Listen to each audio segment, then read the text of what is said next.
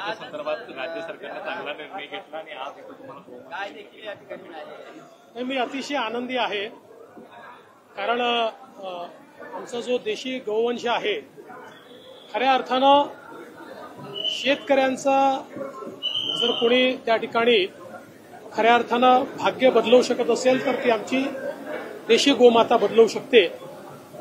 आणि देशी गोमाता अशी आहे की जी जन्मापासनं तर शेवटपर्यंत केवळ आपल्याला देत जाते आणि म्हणूनच आज त्या संदर्भातला निर्णय माननीय मुख्यमंत्र्यांच्या नेतृत्वात आम्ही घेतला। आणि एवढंच नाही तर गोशाळांना देखील देशी गोवंशाकरता 50 रुपये प्रति गाय अनुदान देण्याचा निर्णय आम्ही घेतला। आणि मला अतिशय आनंद आहे की कणेरी मठामध्ये आल्यानंतर परमपूजनीय अदृश्य काळसिद्धेश्वर स्वामी महाराजांनी मला गोपूजनाची त्या ठिकाणी संधी दिली आणि त्यानंतर सांगितलं की जे गोपूजन करतात त्यांनाच आम्ही गाय देतो। मला असं वाटतं अतिशय भाग्याचा दिवस आहे। आज कॅबिनेट झाली, अत्यंत चांगले निर्णय आजच्या कॅबिनेटमध्ये घेतले। आज कॅबिनेटमध्ये अनेक महत्वाचे निर्णय घेण्यात आलेले आहेत।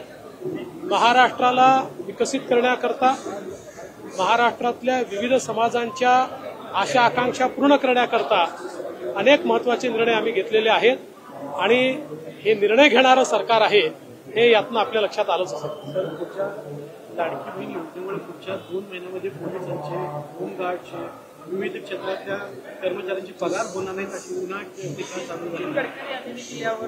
बिलकुल नाही। बघा, गडकरी साहेबांची एक बोलण्याची स्टाईल आहे।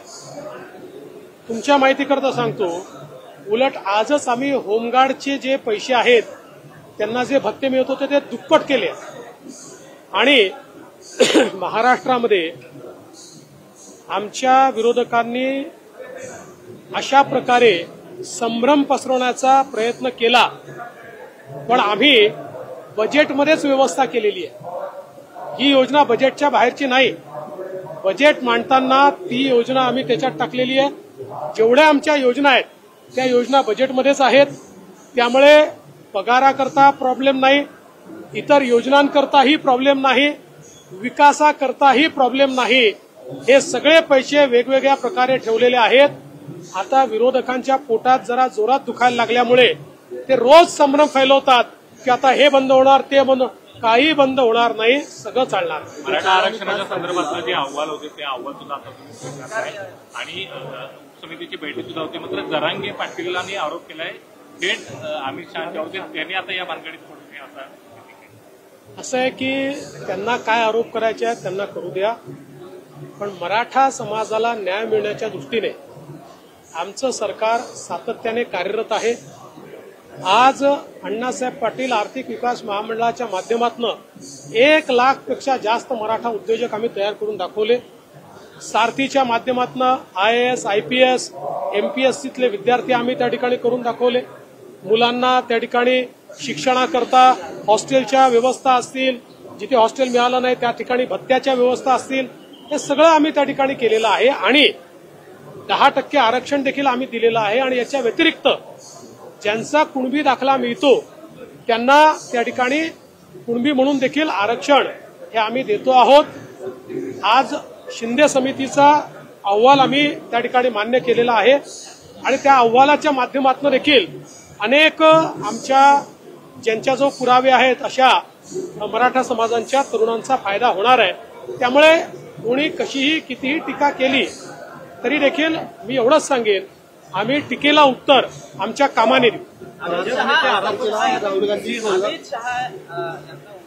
अशा पद्धतीचा काल उद्धव ठाकरे यांनी उल्लेख केला, ज्या पद्धतीची भाषा आता वापरली जाऊ लागली। असं आहे, मी एवढंच म्हणेल की माननीय उद्धव ठाकरेजींनी आरसा बघावा, कारण ज्या काश्मीरमध्ये 370 कलमामुळे काश्मीर भारतापासून दूर झालं होतं ते 370 कलम रद्द करणारे मोदीजींसोबत अमित शहा आहेत।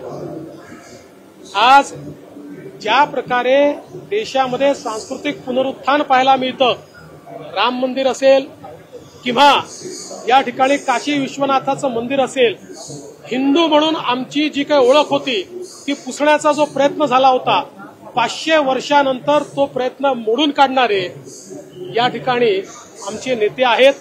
त्यामुळे त्यांना अशा प्रकारे त्यांचं संबोधन करणं म्हणजे मला असं वाटतं की एकदा आपला चेहरा हा आरशात पाहून घ्यावा.